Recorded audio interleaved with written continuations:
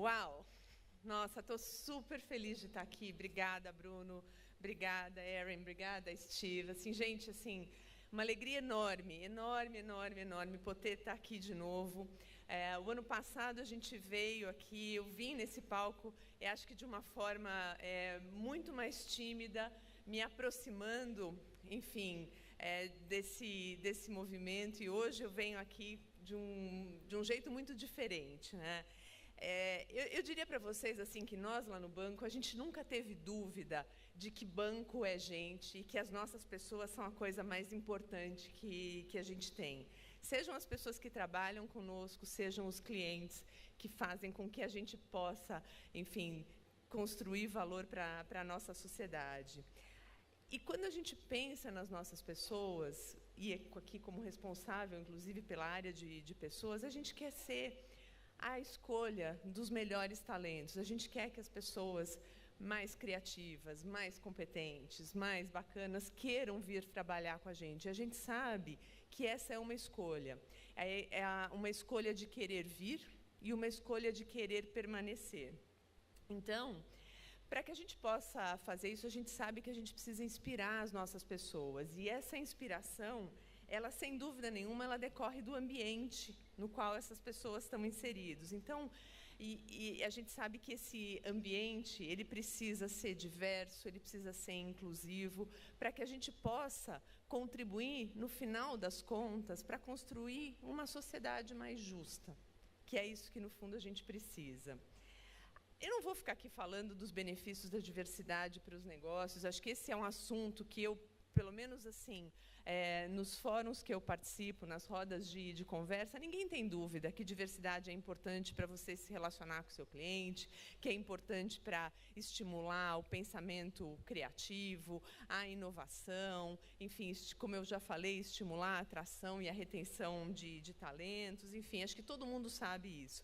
Mas tem uma coisa assim, que eu acho importante falar para vocês. Nós, no Itaú Unibanco, decidimos abraçar a diversidade porque é o certo.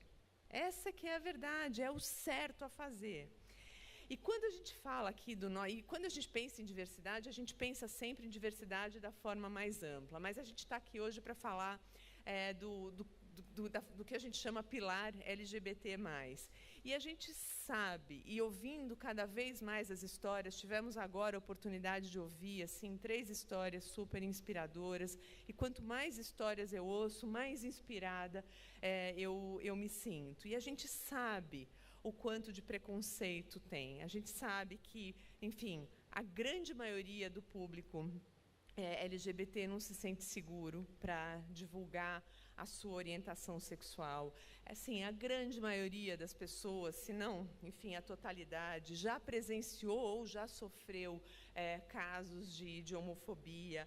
E, assim, no final das contas, isso tudo é muito incoerente com um futuro que a gente queira construir de uma sociedade mais justa.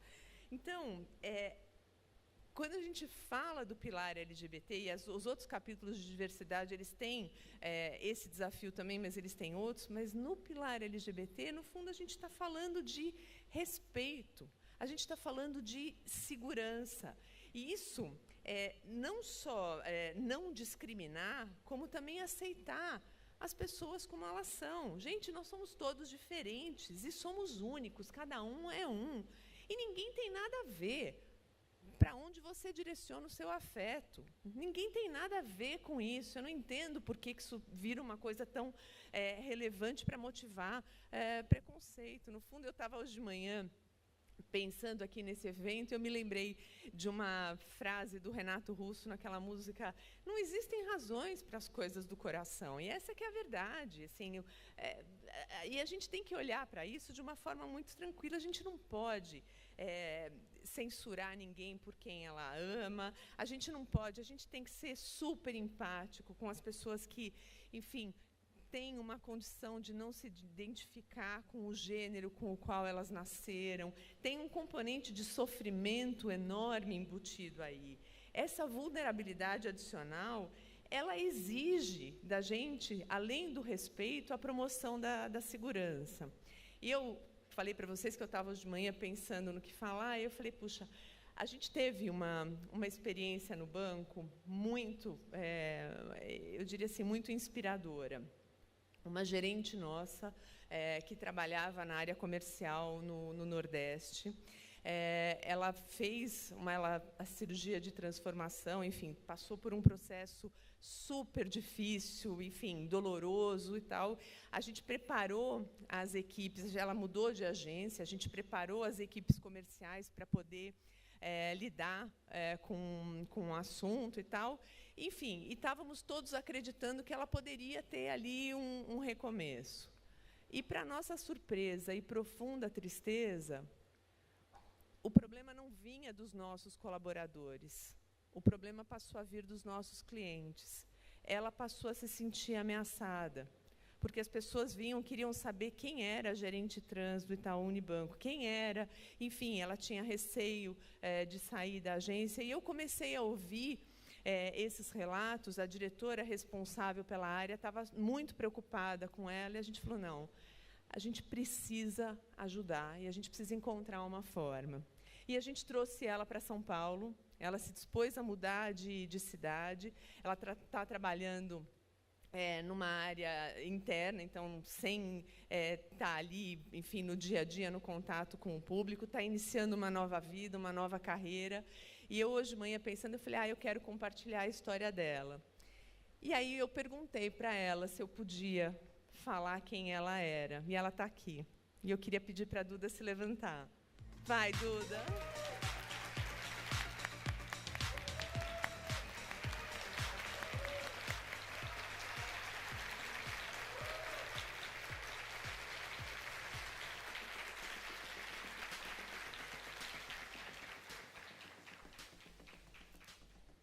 Assim, eu sei que o caso da Duda é um caso, mas é um caso que a gente consegue mostrar como que a gente reage quando a gente percebe essas situações desumanas.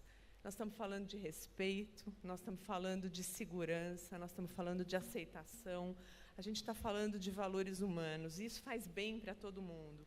É desumano ouvir as histórias que a gente ouviu, que as pessoas têm que ficar inventando fatos sobre as pessoas que elas amam, trocando o gênero lá, porque não pode. Gente, assim, você para pensar, da onde surgiu esse conceito de heteronormatividade? É uma maluquice esse negócio. A gente tem que conseguir...